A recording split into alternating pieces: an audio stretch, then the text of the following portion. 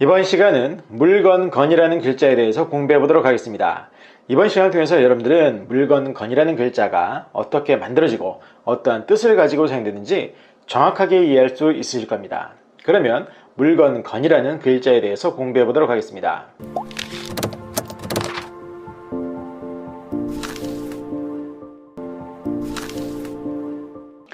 물건건이라는 글자를 공부하고 있는데요. 이 글자가 우리의 생활 속에서는 어느 때 사용되는지 한번 살펴보도록 하겠습니다.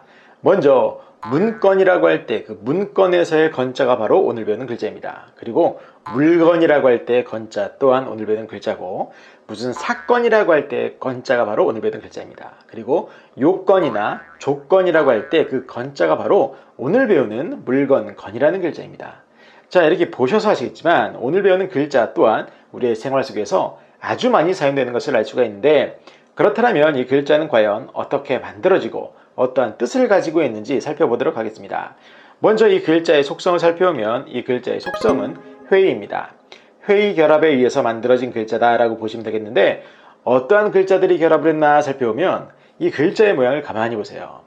가만히 보시면 이 글자는 좌측과 우측으로 나누어 살펴볼 수 있습니다. 즉 좌측에 있는 글자와 우측에 있는 글자가 결합을 해서 만들어낸 글자다라고 보시면 되는 겁니다. 그러면 이 좌측에 있는 글자는 어떤 글자냐? 이 좌측에 있는 글자는 사람을 나타내는 사람인이라는 부수 글자입니다. 그래서 사람을 나타내는 사람인이다 라고 보시면 되겠고, 자, 이 오른쪽은 그럼 어떤 글자냐? 이 오른쪽은 소를 나타내는 소우라는 부수 글자예요. 소우. 자, 소를 나타내는 글자다라고 보시면 되겠어요. 아시겠죠? 자, 그래서 결국엔 오늘 배우는 이 물건건이라는 글자는 사람과 소가 결합해서 만들어낸 글자입니다. 사람과 소가 결합해서 물건이다. 좀 잘 이해가 안 되시죠? 자, 그럼 설명을 드리도록 하겠습니다. 먼저 이 글자의 뜻을 보면은 물건이라는 뜻 이외에도 다른 뜻이 더 있어요. 그게 뭐냐면 조건이라는 뜻도 있습니다. 그래서 그게 조건이라는 뜻부터 설명을 드릴 텐데, 이 글자에 조건이라는 뜻이 생겨난 이유는 뭐냐? 바로 사람이 살아가는 데 있어서 옛날 사람들은 농사를 짓고 살았지 않습니까?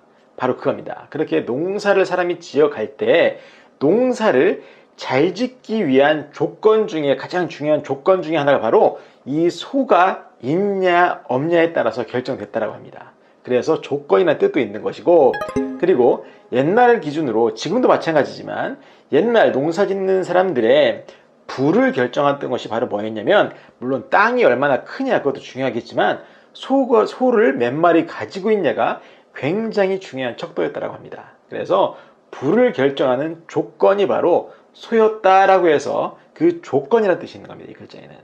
아시겠죠? 자, 그리고 물건이라는 뜻은 뭐냐? 바로 이렇게 사람한테 굉장히 도움이 많이 되고 재산으로서 중요한 역할을 하는 가장 중요한 물건이 바로 소였다라는 거죠. 그래서 물건이다라는 뜻이 있는 거다라고 여러분들이 이해하시면 되겠습니다. 또 이 물건을 해석하는 다른 재미있는 해석이 있는데, 그게 뭐냐면 사람이 소를 데리고 가는 거예요. 데리고 가는데 소 위에 뭐를 실어놨냐? 바로 짐을 실어놨다고 합니다. 무거운 물건들을 이 소 위에 등 위에 딱 실어놓는 거예요. 아니면 소를 이용해서 소가 끄는 수레에 짐을 가득 싣고 움직이는 것을 나타내서 물건건이라고 해석하는 해석도 있다라고 여러분들이 이해하시면 되겠습니다. 아시겠죠? 그래서 사람이 소를 이용해서 뭐를 나른다? 그렇죠. 물건을 나른다. 그래서 물건건이라고 해석하는 해석도 있다라고 여러분들이 이해하시면 되겠습니다. 자, 그리고 이 글자에는 또 하나 사건이라는 뜻이 있는데, 그 사건은 뭐냐? 바로 이 소가 그 자신의 뿔을 이용해서 사람을 들이받은 거예요.